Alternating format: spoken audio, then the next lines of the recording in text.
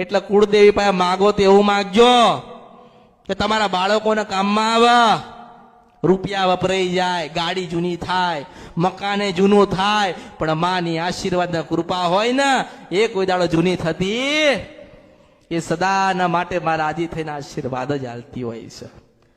જો તમારી માં તમને કંઈક બતાવે કે ના બતાવે, તમારી માં તમને કંઈ કહે કે ના કે, મેં તમને ઘણું બધું કીધું ને, એનું થોડું થોડું એ પાલન કરજો.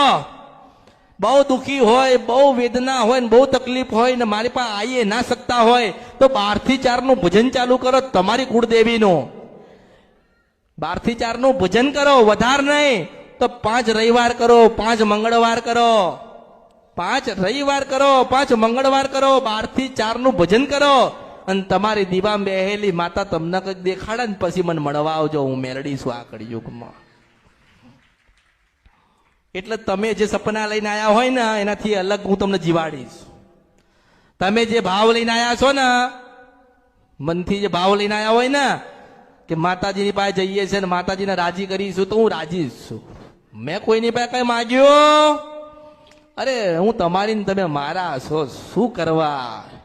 અને હું તો દેવા વાળી છું, લેવા વાળા બેઠ્યા હશે કોક, હું તો દેવા વાળી છું ને. માં માગે નહીં, માં સદા આપતી હોય ને. મારા ભક્તોએ મને એક નાની ચૂંદડીએ ઉઠાડીને તો હું રાજી હોય.